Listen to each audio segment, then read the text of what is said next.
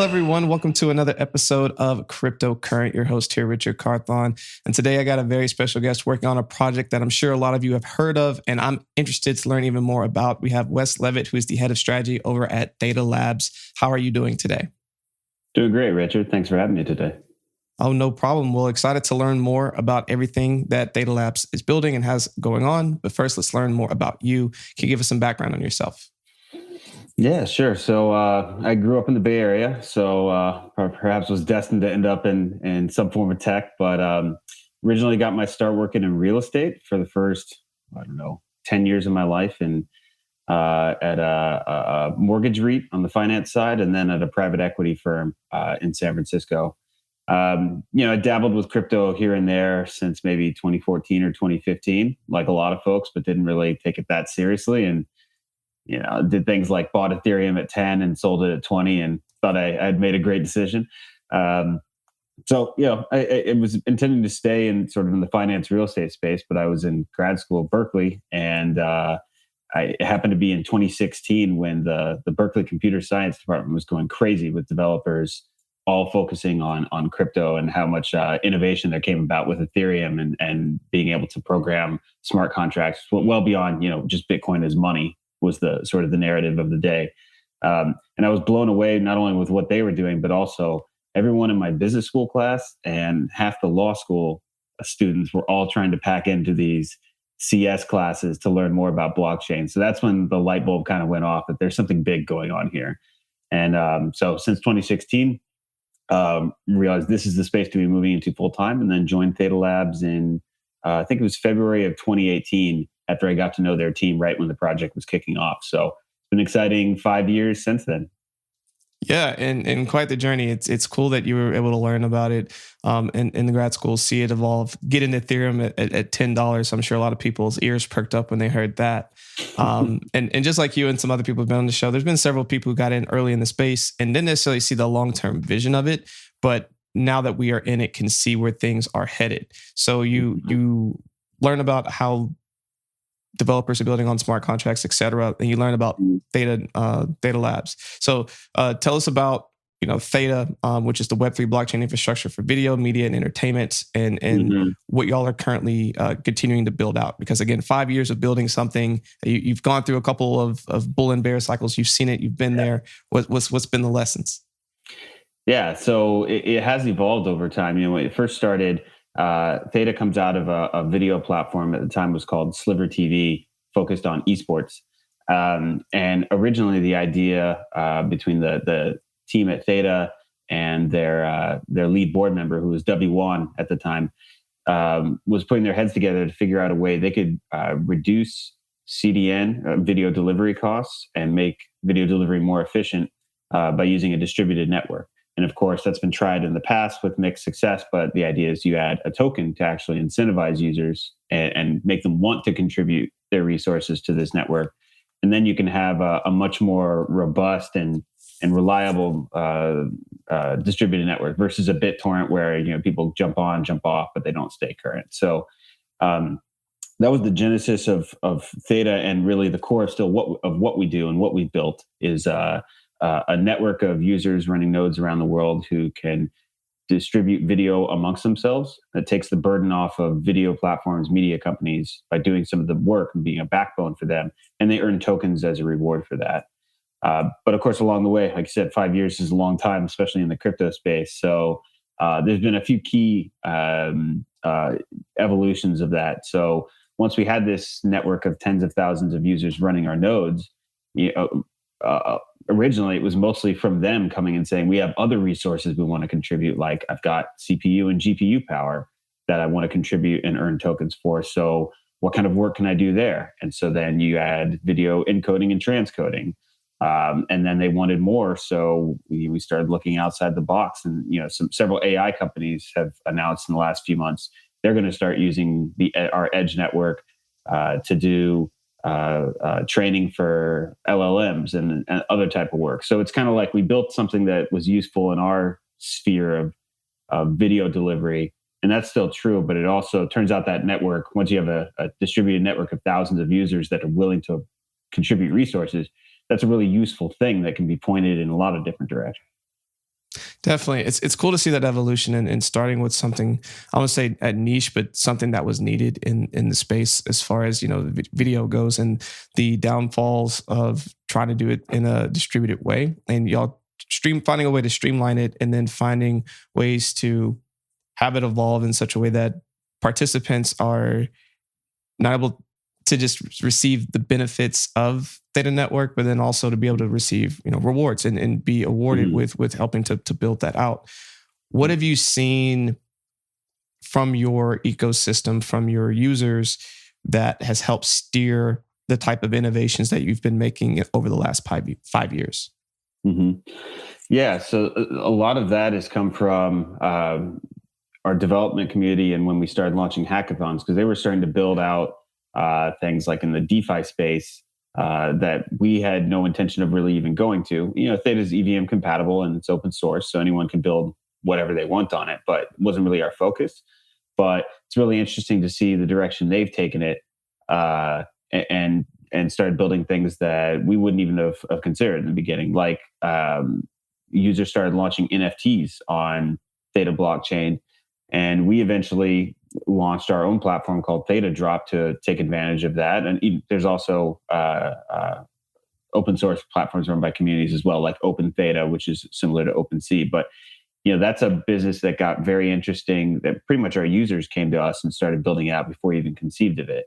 And then we were fortunate enough to have a lot of connections in media because CAA and Bertelsmann and some other media companies invested in our seed round. So then we started going to them and saying, are you interested in this? And of course, for the last few years, entertainment companies have been very hungry to launch NFT collections and how they can incorporate that into that strategy. So, we try to stay flexible because, one, the space evolves very quickly, but two, we got a community of thousands of talented folks on the development side or otherwise.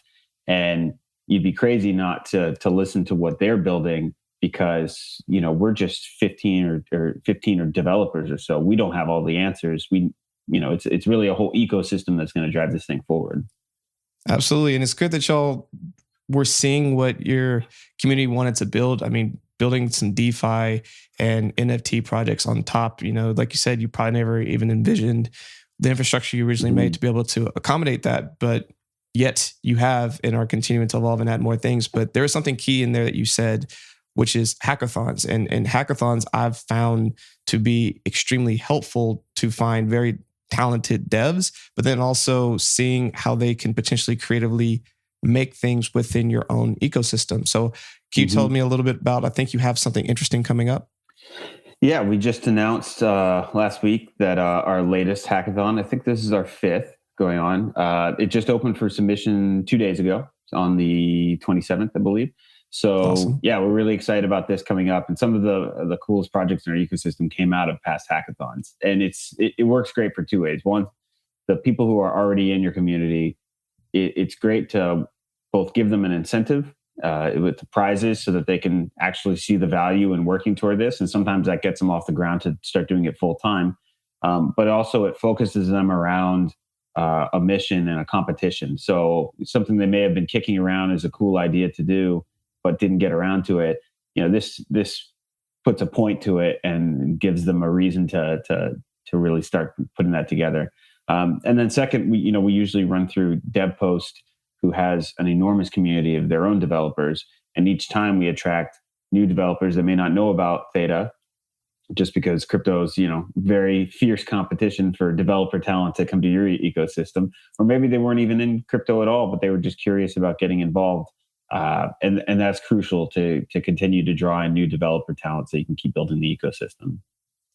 Definitely. And it's really cool to see like the value that you've gotten back from putting these on, and also rewarding your community and finding a new way for new members to want to come in and be a part of it. To your point, there's a lot of fierce competition for talent, and a hackathon is a really cool way for developers, even if they don't come into your ecosystem, to build community and to meet other really cool people that are out there, but then also to just get exposure to really cool projects and ecosystems to get in there and build something really unique.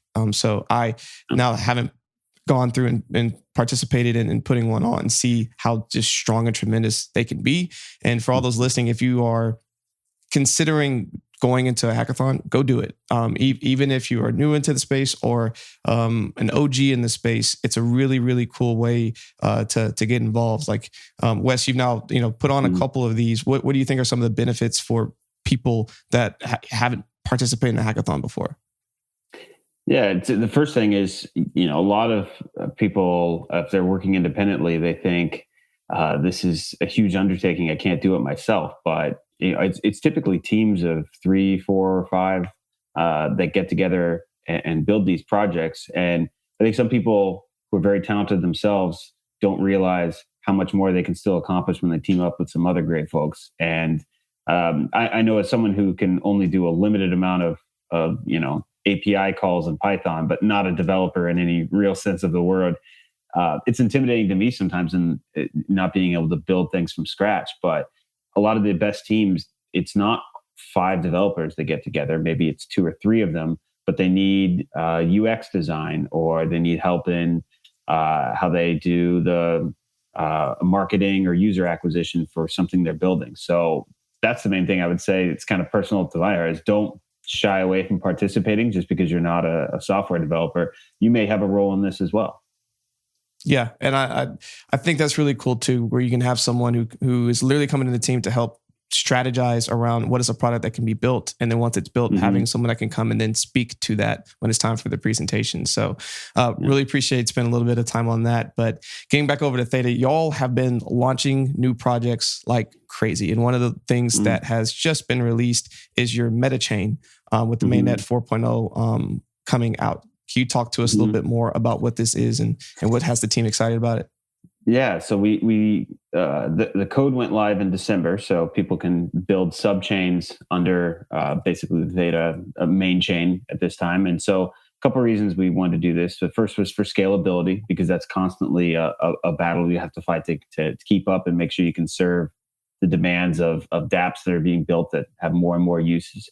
But we also wanted to allow projects to have more flexibility when they're using Theta blockchain, because they may have a different use case than others, and maybe this fee structure doesn't work, or maybe they want a different set of validators that govern how their chain works. So the idea is that you can do that and launch your own subchain and have some ability to flex, to customize how that works, but it all falls under the shared security of Theta blockchain.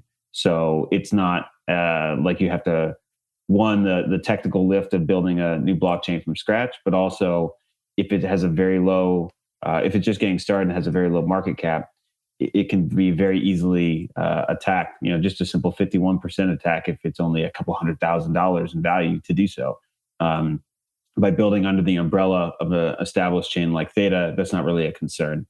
So basically, we're trying to give the best of both worlds. You can have what you want to build out of the box, but also have an established framework rather than having to do all the work yourself.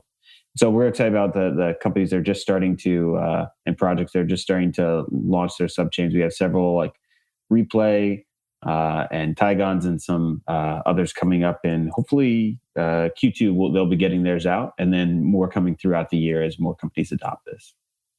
Yeah, that's really cool. And I think it's something that for a lot of new projects that are coming out, it's something on their mind, but they don't really think about too seriously until it's time to launch. Now they have to think about liquidity, and a 51% attack is very real, and unfortunately happens more often than a lot of projects would like to talk about.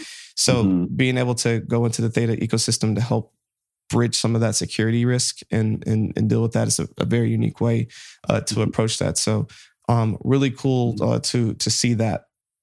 Also, I believe you have some other things on the roadmap that are pretty exciting that I think you can share a couple of those with us. Yeah, so it just came out that we have a new partnership with a company called ABS-CBN, which isn't too well known globally, but they are the largest media company in the Philippines. So in Southeast Asia, they have a huge presence. And we actually worked with them last year already for an NFT drop they did with us. But what we've been working on with them in the last few months is we're actually going to be using our Theta Video API, which is think of it as a very simple way for you to access this Theta video delivery network we built without a huge lift to do that. You can just submit a video file to our API, and it spits out a link that akin to like a YouTube embed, where you can build an entire video platform just with this API, and all of it uses our Theta technology underneath. So that is going to be implemented with ABS CBN for some of their video properties that they have in the Philippines. So this is we like it to begin with just on its merits, but I like it because it illustrates why we look at all the different things that Theta Network can do as sort of like a decentralized suite of products. And even if one company we first meet because they are interested in NFTs, that is one way for us to build a relationship. And then some of the other things, like they may have use of video delivery, or they want to use our network for compute, for transcoding, then that sort of opens the door to other ways we can work together. Definitely. And that sounds really cool. And congrats on that partnership. Mm-hmm. I know a lot of work goes into getting that type of partnerships underway. And I think with things like that, as you start to build this robust product, one of the challenges is to get through the noise and to get what you're building in front of the right people so that it can continue to evolve. What do you think's been a core lesson of growing community and getting more people within your ecosystem? Mm-hmm. I mean, I can say what I think worked for us. Obviously, hard to speak for. I'm sure there's several ways people have been successful in growing big communities, but for us, I think it's just been trying to stay true to what we're doing, and that everything that we try to build is focused on media and entertainment. And so that's, like we talked about, that's evolved a little bit over time to some other things like compute and NFTs and such, but it all still centers around that focus, where our expertise is, where we started as a company and where our advisors and our investors come from. So I think that's important because people join Theta community usually because they see that as an interesting differentiation. Whereas if you just launch a new layer one and the whole pitch is that we're faster and we're going to do the same things everyone else did, but just we're newer, so we're the new shiny object, you can build hype, but I don't think it's very lasting, because there's just going to be, you're getting people that are just looking for the flavor of the day, as opposed to someone who actually sees something unique about what you're building. Yeah, I think that is very important. And once you build out that roadmap and you have like a clear vision of what you're ultimately trying to accomplish, and people connect with that, you stay on that. Because unfortunately, I have seen some projects that, like you said, kind of keep following the new shiny object, and they get very okay at a couple of things instead of getting very good at the main thing that they're trying to do. And so focus is always a good thing to keep in mind. But, there's a lot of really cool things that Theta has going on. But so far, 2023 in the world of Web3 has been very interesting, to say the least. And one of the things that is coming out of 2023 very strong in response to everything that happened in 2022, especially with FTX, is regulation. What are some of the things that you're saying that's going on in the world of regulation, and what has your attention in that right now? Yeah, I mean, as you said, that's definitely been the theme for the last few months, and especially in the U.S. I think it's going to get worse before it gets better. And up until maybe 6 months ago, I still had hope that, the SEC and the other regulators, they can be heavy-handed at times, but they generally had the industry's best interests at heart. They're trying to protect consumers. They're going after the real, the bad actors in the space. The last few months, it started to feel like they're going after everything critical to the cryptocurrency space entirely. And, I guess it remains to be seen just how far they'll go, but it definitely has me concerned. And even though I live in Amsterdam now, I am from the US originally. And so it is painful to see them, what looks like they're going to be doing is driving out a lot of the activity of crypto companies. And Yeah, it sucks to see. I mean, the U.S. and in particular the Bay Area, where I'm from, has benefited hugely because they embrace technology and technology companies, and it made it the most competitive place in the world for technological development. And them, chasing away crypto, it feels like a huge mistake to me because it's a more distributed, global, and flexible space than anything previously in tech. These companies aren't just going to go away. They're going to relocate to Singapore or Dubai or Switzerland or whoever is saying, we're happy to take the benefit. If you guys don't want this innovation happening in your country, then we'll just, we'll take the benefit instead. So I think it's a shame. I don't disagree with everything the regulators do. And I think it's good for them to protect consumers and putting guardrails in place. But the way they've gone about it seems just like they're trying to drive a stake through the heart of crypto. Yeah, it's each week is new information that's coming out, and I see regulation as both a benefit and a hinderment, depending on timing and what ultimately is being done.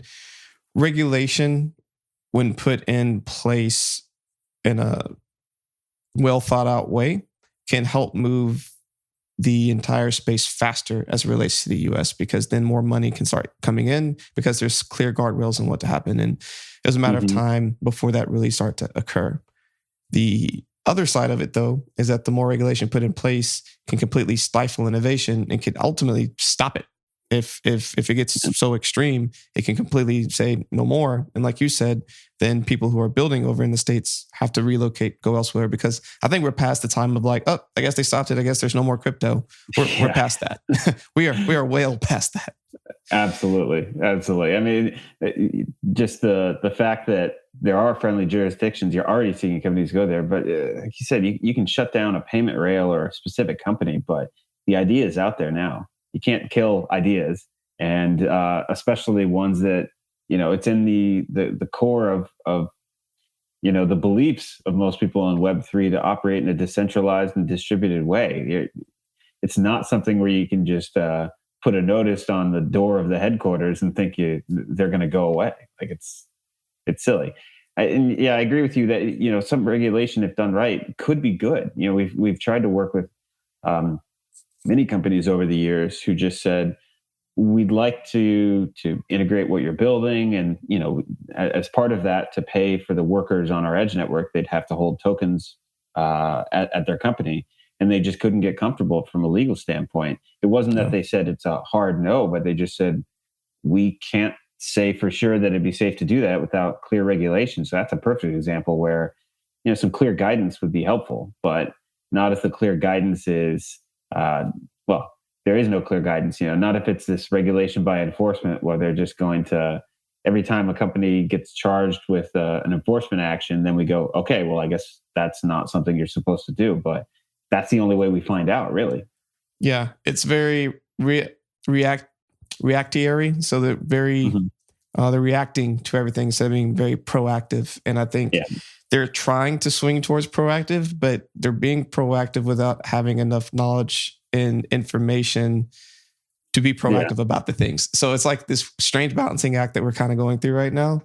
And there's some folks in government, at least in the U.S., that are very well versed in this stuff and looking for a positive way forward. Like people all know Hester Pierce at the SEC, and Cynthia Lummis, I think is her name, the senator.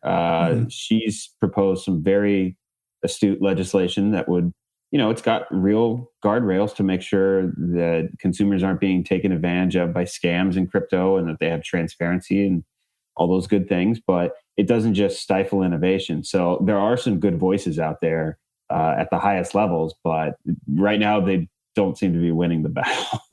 Yeah. And hopefully we can start to see a shift in the other direction, but time will tell. It's something I know I'm monitoring closely. I'm sure all the listeners out there are too. But Wes, as we kind of get to the end of our conversation, I always like to wrap with a couple of fun questions. And the first one I like to ask is, with all the information that you have learned, if you could go back and tell yourself 1 to 2 pieces of wisdom when you first started at Theta Labs, what would you tell yourself? I think I would tell myself to expect things to change quickly and, stay nimble because, and maybe this is true in a lot of tech fields, but coming from real estate finance, I had the mindset of you just learn how things are and then they're going to continue to stay that way. And it's like an upheaval every 6 months. Or we might be building out a product and after several months building it and then going out to talk with customers about it, they find out they're looking for something totally different. And then you have to learn to get that feedback early so that if you have to change how that product works or change to a totally different product, you do it before you spend too much time going in the wrong direction. It took me a while to learn that mindset. And maybe that's just my personal thing coming into tech in general, but I think it's turbocharged in crypto with everything moving quick. So just stay nimble and be ready for the space to continue to evolve at this breakneck pace. It's not going to change. Yeah, I think that is a great reminder. I think sometimes we can put our blinders on and be like, oh, this is it. This is the product that I know the world wants. And then pick your head up 6 months later and everyone's like, actually, no. And you probably could have got that feedback 2 months ago. And now you could be 4 months closer to what that actually is instead of, 6 months in and you're basically back at scratch. Yeah. Well, I think that's a really good core lesson, and we definitely appreciate that. But as we wrap, what is a final thought that you want to leave with all the listeners today? Yeah, I guess, I think sentiment's turning around a lot the last few months, but there's still a lot of anxiety with regulation coming and everything. But I would just say stay positive because, crypto has always gone through these cycles. And, I always like to look at that website that counts the number of times that Bitcoin has been declared dead. I think it's in the thousands now. And just remember, everyone in this space is going to keep building regardless of what headwinds seem to come, because obviously we've created something, even in its early stages, that has some value to people and that people find useful. And there's still people that believe that both in the space, in the corporate sector, in governments. I think just not get bogged down by the periods where it seems like every headline is negative, because just keep building, and just like every time before, the cycle will turn, and things will turn out well. I think that's a great final thought. Thank you for sharing that with us. For everyone listening, you can go over to thetatoken.org for more information. But what are some other ways that people can connect with you and keep learning more about Theta? Yeah, our website's a great place to start. You can also find the link to Theta GitHub there for developers. Or if you want the latest news, you can follow us at Theta_Network on Twitter, or my personal handle is Wes_Levitt. Perfect. Well, Wes, thank you again for spending all of the time that you have with us today. You dropped some really great knowledge, and I'm sure our listeners are better for it. And of course, for all of our listeners out there, make sure you stay cryptocurrent.